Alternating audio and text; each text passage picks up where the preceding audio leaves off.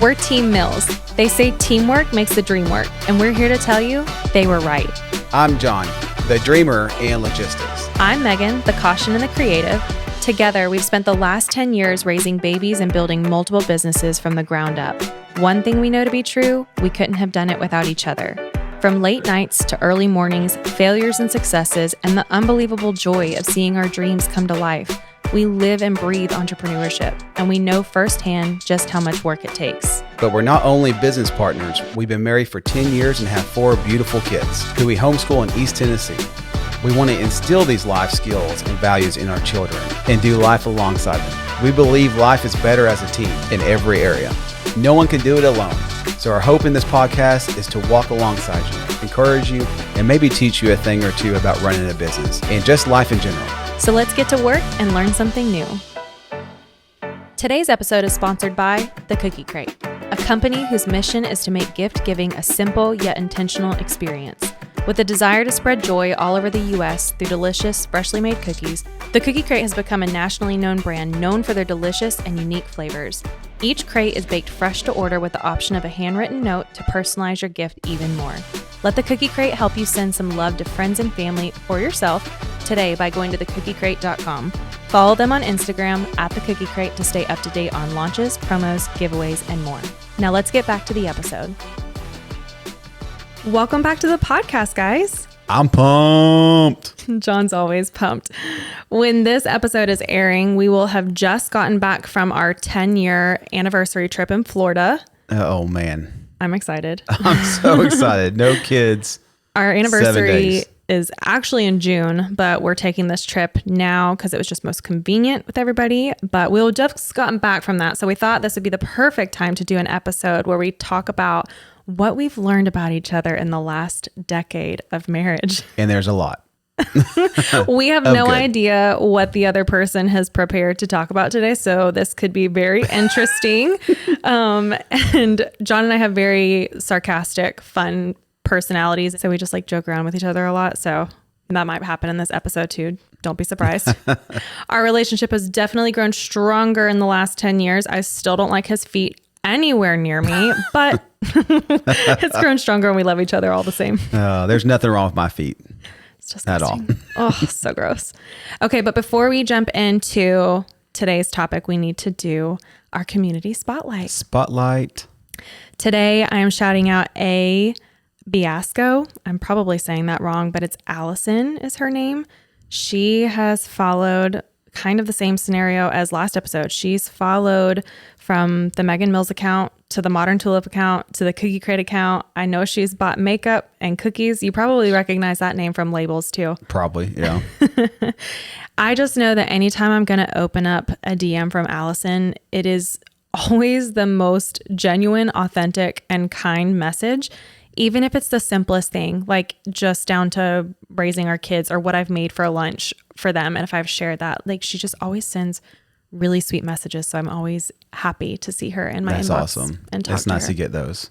I know. So thank you, Allison. We see you. We appreciate you. And I'm so grateful that you're a part of our community. Yes, definitely. I agree. Okay, so let's jump in before we dive into what we're going to talk about. Let's jump into how we first met. So flashback to 10 years ago. That was our marriage. We dated 6 months and we're engaged 6 months. When you know, you know. Yep. You know. Yeah, it was really quick. It was really quick. But John is also 9 years older than me. So he was like in the mindset of, okay, I'm 29. I'm ready to. I'm ready to settle down. Yeah.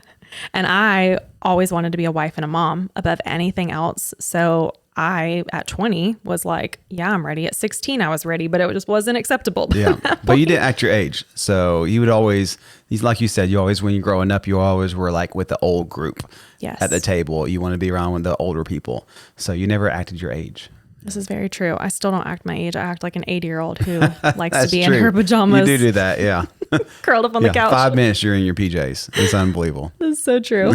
Anytime we get home, it's like, how fast can mommy change? Yeah, where'd Meg go? Oh, there she is. Oh, she's in PJs already. I like what I like. Awesome. So we met because of John's sister. At this point, I was living in North Carolina, which is where I grew up, Boone, North Carolina, near App State. And I worked at Chick-fil-A as the marketing director, as the assistant marketing director to Kimberly, John's sister, who was the head marketing director. She was wonderful. She was like my sister before she actually was my sister because we got along so well. She's 6 years older than you? She is, yeah. Okay, so she has 3 kids. They're in their teenage years now. Yeah, 20 now, oldest.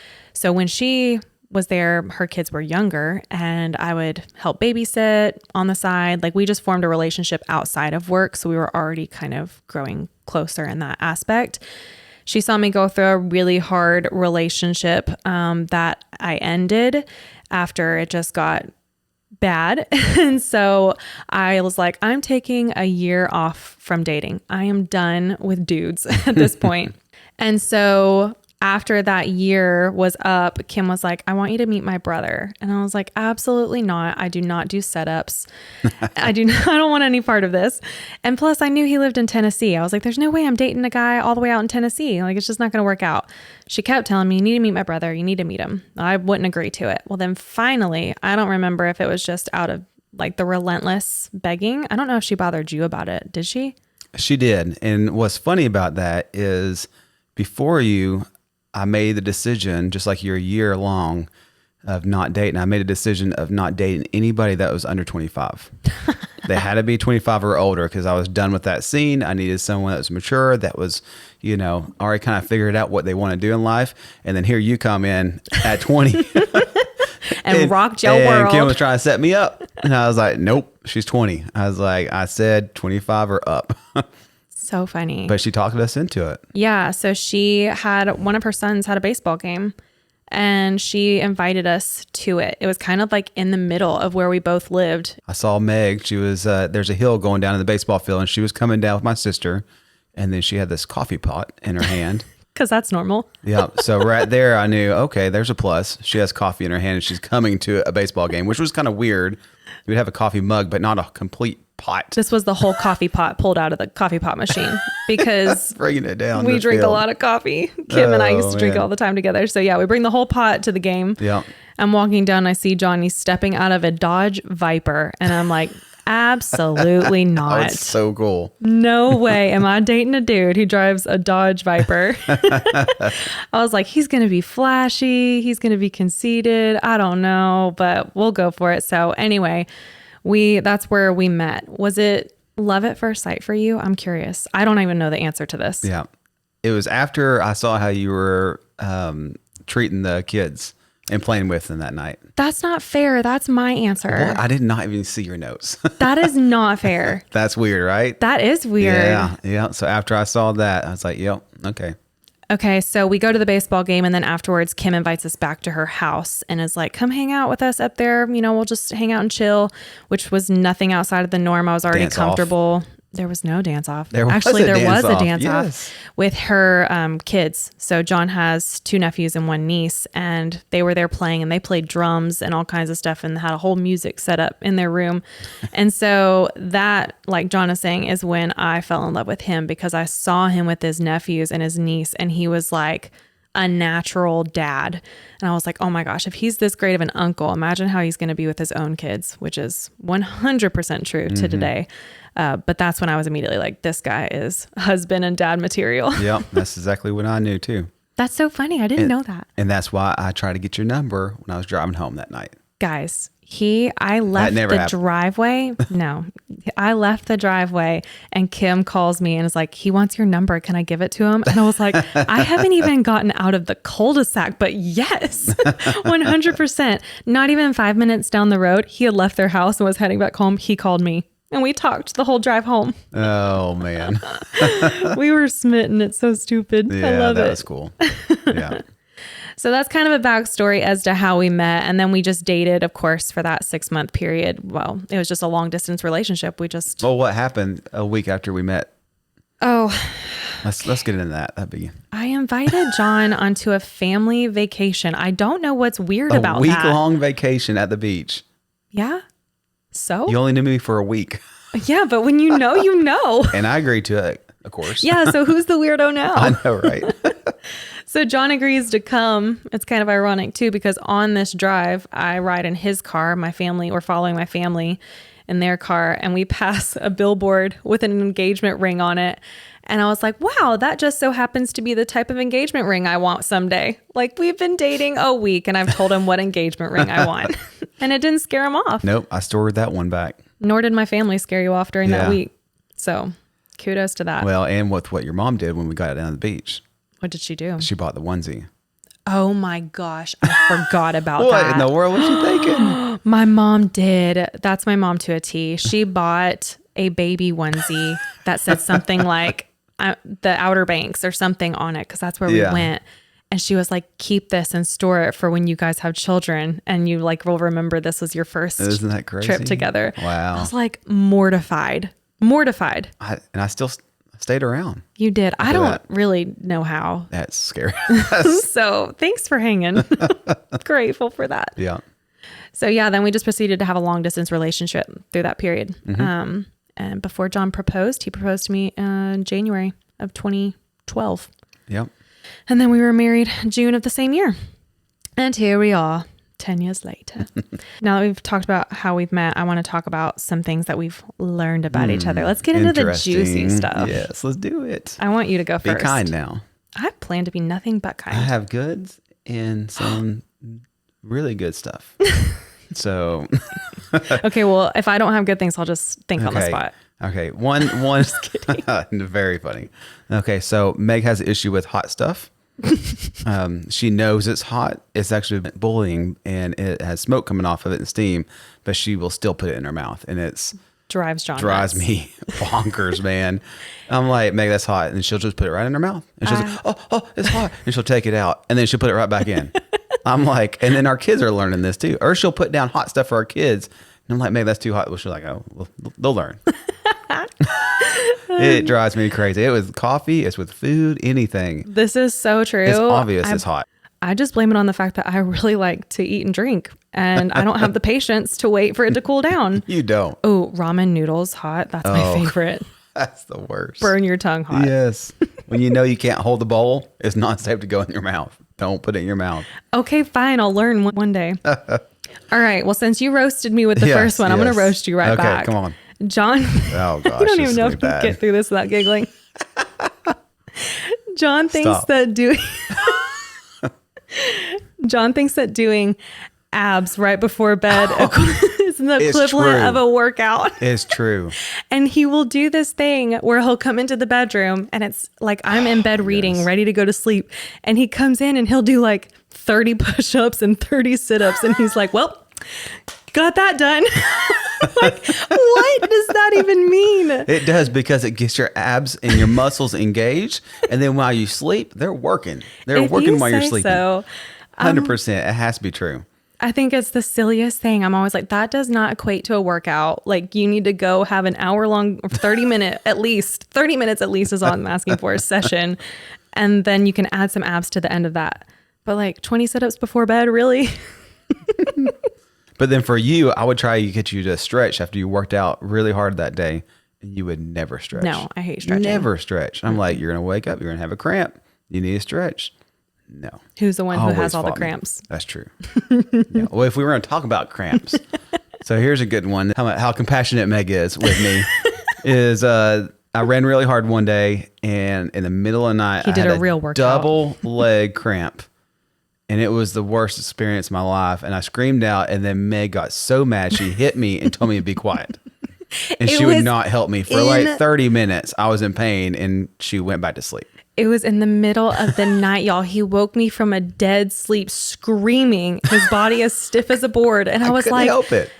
In my mind, it went straight to the worst case scenario. And then I was like, it's leg cramps. Like, okay, roll over, go back to sleep.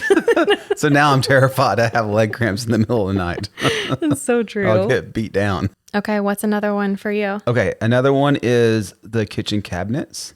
What about the kitchen cabinets? A couple times a week, probably. You change them. It is and it's been for 10 years now. A couple times a week. And this morning, I went to get my coffee, and even though you showed me the day before you changed the cabinet, I still couldn't find my coffee mug. And it was so frustrating. I was like, yep, Okay, we're going to talk about this today. See, I tried to tell you though. I told you the day before I said this is where I've moved them to. No, I appreciate that because it makes sense where you put it now. But right. That other one was there for 2 weeks, so I was used to it. So yeah. But yeah, it would drive me crazy, and it still does when she changes it all the time. I do rearrange a lot. I got that from my mom. She was always rearranging things, and I loved it because it felt like it gave like the house a new refresh. I'm sure so many women listening can relate to this. They can relate to the fact that it feels really nice to have things kind of changed up. Plus, we have a very small kitchen, and I'm constantly trying to like work around how does this better suit our family's needs, and how can I also purge. I know I got a lot of things to try. There's a lot of opportunities. Plus I stress clean and organize. That's like if I'm losing it, that's what I do. I purge and I clean and I organize. So John usually knows if he's come home, it's been a really hard day with the kids because cabinets are reorganized. Yep, everything's really clean.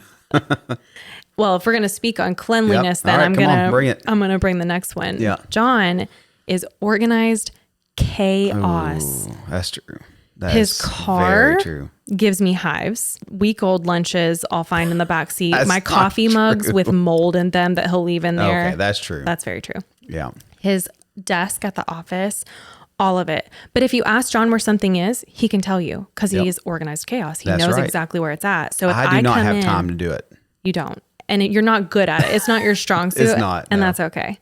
But I come in and I try to organize for him, or I did in like the first 6 years of marriage. I would do that a lot. I'd take his car and I'd clean it out and refresh it. A week later, it'd be trashed. I'm like, oh my goodness, he just can't not do this. I can't have nice things. Well, then I would organize it and you couldn't find anything. So it just turns out we realized I don't touch any of that. Yep. And I just have to kind of turn a blind eye. I actually do try. Oh, you do? This last 2 days, I actually grabbed stuff out of my car to bring it inside. I'm so impressed. Felt pretty good about it. But that's only because our other car's broken down and you're having to ride with me and I felt bad. So that's the only reason. But I did it. Seriously nice. You were thinking of me. Yes, I appreciate that. Yep. Yeah. So, he does good at home though. He makes sure he knows tidiness is important to me. So he always keeps it tidy at home. It's really just the places where I'm not that he goes berserk. Yeah. When it's just my stuff. Mm-hmm. It's mine. It's my desk. That's right. But she did allow me to be in her office because when we built out Cookie Crate, I built her this nice office for herself. It has a window looking outside. And then where did my desk go? It went in the back of the corner of the fulfillment room, in the very corner where all the electrical outlets were. And that's where my desk was with everybody else. And then she felt bad when she actually saw me sitting there and brought me into her office. I honestly don't know, to be honest, that it was that I felt bad. It was more or less, I got really sick of having to walk in to come ask you. We talk so much throughout the day about work stuff that I was like, this is just a lot of wasted energy when he could just be sitting right here. So I felt blessed being in your office. You're lucky I let you in there with as dirty as you keep your desk. I know. All right, what's next? Give me another one. All right. Maybe we should do a kind one so people think we love each other, because we do. She has an addiction to coffee mugs. Oh, well, duh. There has to be like a loan brought out every year to afford the coffee mugs. Water cups too. And they come out and then it just fills our cabinets up. And then you take them to the office and you buy another coffee mug for some reason. Because we got too many coffee mugs. Cute ones. And our employees love it because then they get all of my And when I buy a coffee mug, you don't even like it. That's because you buy weird, tacky TJ Maxx coffee mugs. What's wrong not with the cute ones. Ross's coffee mugs? Like the Santa Claus one that looks like Santa Claus. That's cute. I love it. Anthropology gets me with their coffee. Yeah, that's true. All right. Well, that's fine. It could be worse. So. Okay. Let's go to a more serious one. Ooh, okay. Not like in a bad way, just like a more serious one that we've learned in 10 years. Okay. I wrote down that we have learned how to argue well. We don't argue often. Nope. Really, we've never had a major fight or blowout. Never. No. But we'll have tiffs, or a miscommunication that goes too far or whatever. But we've learned recently, and it's not been until this last year. 10 years. That we've actually talked about this and learned it. But John's very reactive. It's just in his nature. You guys can probably tell that. If you listen to our last episode with all the businesses that we've done and everything, John just reacts. He thinks, he does, he reacts. But that's the reason we've taken so many leaps. I'm the cautionary. I'm more reserved. I'm slow. And the difference in that when it comes to an argument is that John wants to talk about it and will react immediately and wants to have the conversation right then and there. And I'm like, I shut down. I'm like, I don't want to talk. I want to think twice before I say anything. I want to absorb. I want to pray. I want to feel, like all the things, and then I'll get back to you. And that for a long time wasn't great for us because John saw that as me like shutting down and not caring. And he didn't realize it was just me processing. And so he took that as me like being rude and like not engaging. And I took his as like, stop coming at me, like, let me have a minute. So we were like on totally different pages when it came to arguing. And it's really communication. So you would, if we were in an argument and I asked you a question, I would expect a response. You just will be quiet. Mm-hmm. And then if I, within a minute, ask you, are you going to answer that question? You'll get mad at me and say you're processing it. And I'm like, well, next time, if you're going to process it, just go ahead and say, hey, let me process that for a minute and actually tell me and not just be quiet. Which we made a new pact and it's been working. That's which like, is not only like been for like a month. Yeah. Like we just started this. This is so true. But I have to say, whenever we're having like a little argument or something, I'll say, okay, I'm shutting down. Give me a minute. And he knows that it's not that I don't want to engage, but I have to process and think, and I'll be better for it. And that makes me totally fine. I'm fine with that. As long as I know that you heard me and we're going to get back to that question. Right. You know, then I'm like, okay, sounds good. Yeah. It's working. Only took us 10 years to learn how to argue correctly. Good thing we don't do it a lot. I know. Gosh. Oh, what a mess. Okay, give me another one of yours. You have any nice ones in there? Yeah. How wonderful I am? I really think that's my only little kind of pet peeves that I have right there. The good ones are, you know, I'm so thankful that, you know, you love the Lord and then that you know when you need to get back into the word, right? So, I mean, it happens with both of us. We're like, okay, hold up, you know, get ourselves in check. Like you can bring that to you from yourself. Like I don't have to talk to you about that. Yeah. And, you know, you'll actually even, you know, confess, say, hey, you know, I need to get back into this because I can see myself start slipping away. So that's you know, I'm really encouraged by seeing that. And it's a good influence, right? An example of what I need to do when I'm slipping. So yeah, I appreciate that. Yeah. Thank you. Well, along those same lines, I feel like we have a lot of them that are like right on the same brink of each other. I have down that you are a devoted family man, and I love that about you. Like I said, in how we met, just seeing you with your nephews and your niece, I knew that was going to be the case. But just now with how much we've had on our plate over the last decade and everything that we've done, that's never been at our family's sacrifice. Of course, like time and sleep in the evenings, like that kind of, you know, is inevitable, but just you'll come home if you have to work a late night, you'll come home first to like have dinner with the kids and put them down for bed. And then you'll go back to work, which to me, I'm always like, no, John, just stay at the office. That makes no sense. Driving back home, going back out. But you're like, no, I'm going to be with the kids tonight and you and help. And to me, I'm like, that speaks volumes about your character and how much you love your family and me and want to help. So that's been something really encouraging to have over the last decade as just a devoted husband and dad. I think that, you know, a lot of dads that work full time, they can use that as an excuse. They're working, you know, 8-10 hours a day and they come home, they're tired. It's hard to play with the kids sometimes, but you know, you got to live in the day and know that they're getting older and that you need to be there with them. And even if you just have to lay on the floor and they can crawl all over you, they think they're wrestling. You're just relaxing because you're dead tired. Didn't you say that your dad used to do that? He would lay on the floor and you guys would like wrestle all over him. But it recently, like we had this conversation at the table and he was like, John, all I did was in your mind, he wrestled with you. Yes. Yeah. But to him, he was like, John, I just laid in the floor and you crawled on my back. But like in your little world, I thought I was totally wrestling with dad every night. Right. And I'm sure he was wrestling a little bit, but a lot of it was probably just him laying down and I was just climbing all over him. Right. But it only takes like that 10 minutes of undivided attention to, you know, fill and consume what they need. I mean, that keeps me in check too, you know, thinking that. And, you know, just like with the name of our podcast, teamwork, like you see that when I'm like, hey, hon, I got crazy busy and you offer it. Sometimes, that say, hey, I'll take care of the kids tonight. And I actually took you up last week on that. I needed to get something done at the office and you did take care of the kids. I didn't feel good about that. You know, I wish I was home. But then, you know, 2 days later, I still had to finish that one thing. So I came home, put the kids to bed, then I went back out and worked until midnight. So I think it's, you know, I appreciate you seeing that that I need that. And the same thing with me. I can see that when you need extra time and I can take over the house more. Yeah. With the kids. We're a team, dude. That's right.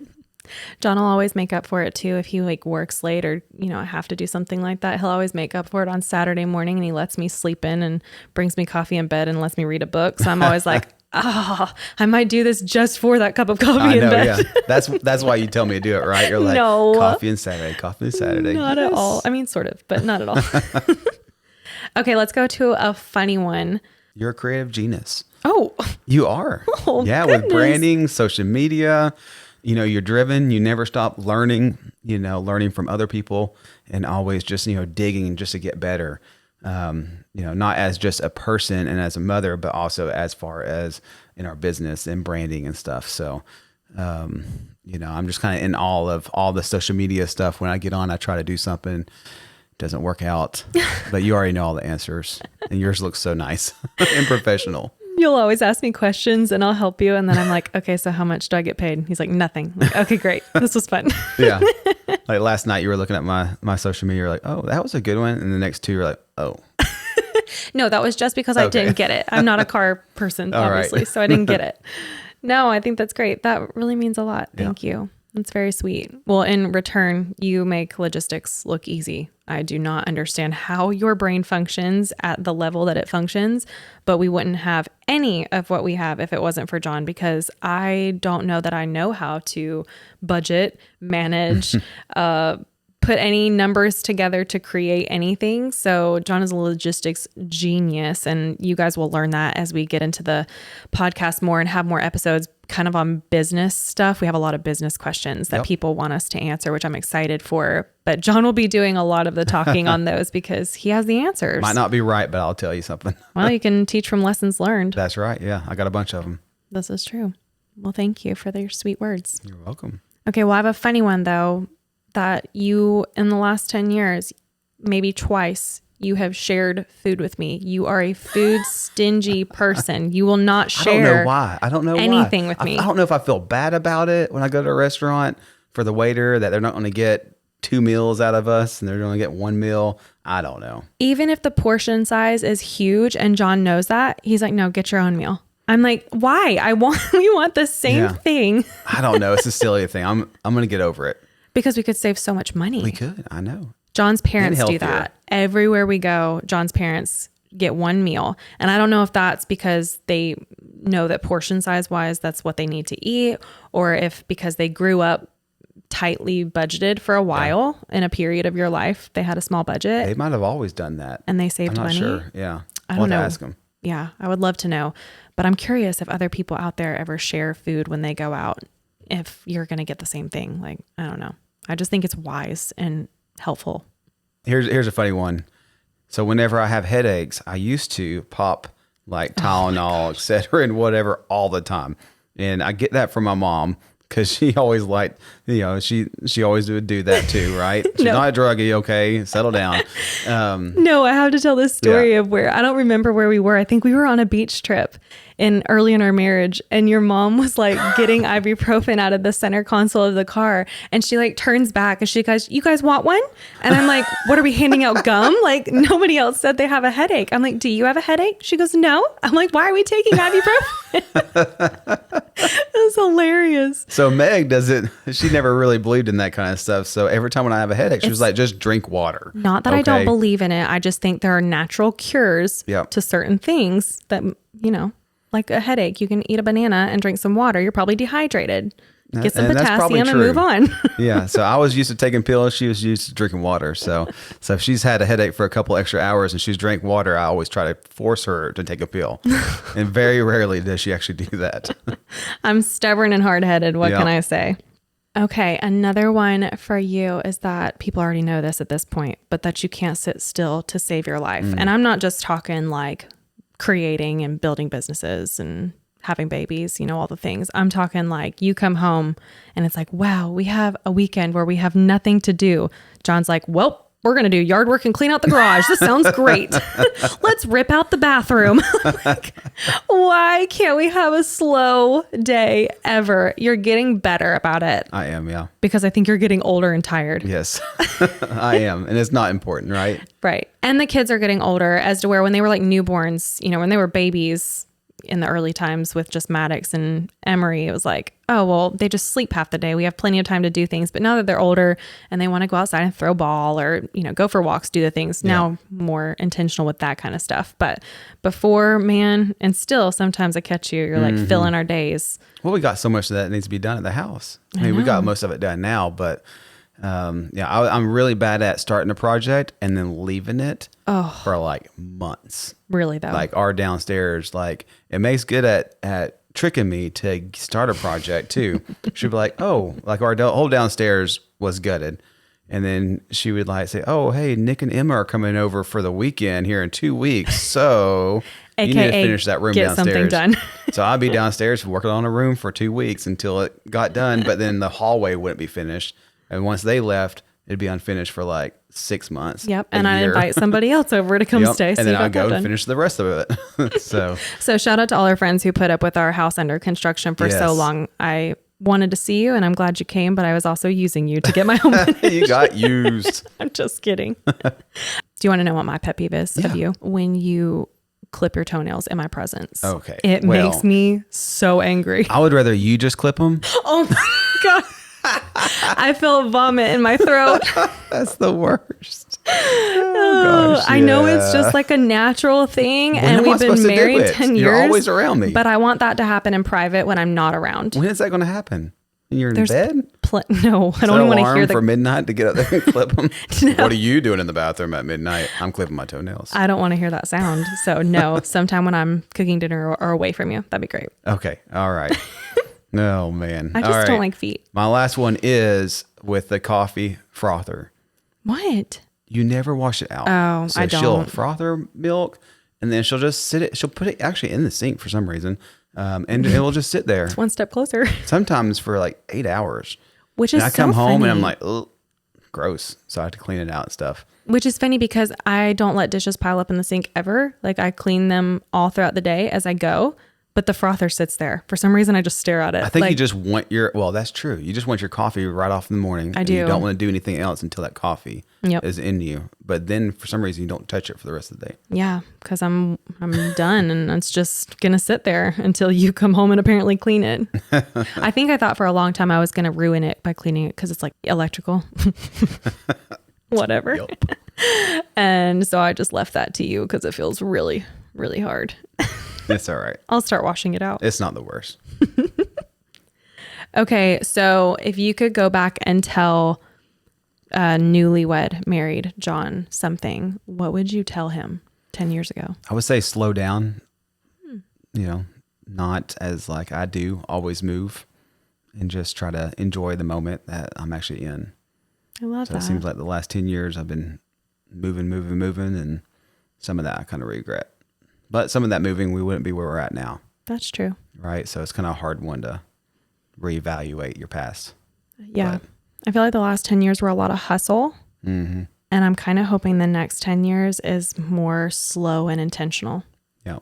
For our family and for us. I would probably say that it only gets better because while it was amazing marrying you and getting to be with my best friend forever, we've just grown deeper in connection and communication and as a family and created this team environment that we share and talk about on here that really was cultivated over the last 10 years. And that wouldn't have happened, without a lot of things that we went through together. But all of it was amazing, building things and raising babies. And I just would want to say it's going to get even better than you can even imagine. Yeah, I agree. It will. I love it. And the last thing is you're so goal driven. Like once you have a goal in your mind, it could be eating right, doing your macro. I like to call them macrons. It drives me nuts. I think they're macros, right? Yes. I call them macrons just to drive her crazy when she's doing it. He'll be like, how you macrons doing today? Like you get so focused and you're just like, oh, I'm going to do this. And you do it. I mean, you do. So it's just really cool seeing when you do create the goals and what goals they are, being a better mother, reading books towards that or whatever, that you do it, and you don't stop. So that's really cool. Thanks, babe. I appreciate that. I think I got some of that is just in my nature, but some of it came from you too, and learning that I can do things and achieve them if I wanted to. I would have never tried if it wasn't for you. I wouldn't have tried half of what we've done if it wasn't for that. All right. What a fun episode. Yep. I hope that you have gotten a better little peek into our marriage, heard a little of our sarcasm and our fun banter. We like to keep things fun and airy over here. Our messes and our goods. Yes, we hope it made you laugh. Hope it made you think a little bit. Maybe some questions to ask your spouse at home, or things you could potentially do better, or not that we're doing anything great over here, but things we can always learn from each other. Hope you're encouraged by it, or maybe it just gives you an idea of what you want to look for in a future spouse. To anybody who's single and listening, we want to thank you so much for listening to this episode, and we cannot wait to see you in the next one. See you guys. Thank you guys so much for listening. If you liked it, leave us a review. If you're following on YouTube, make sure to hit that subscribe button. On Instagram, follow us at The Modern Tulip, and we will see you guys in the next episode.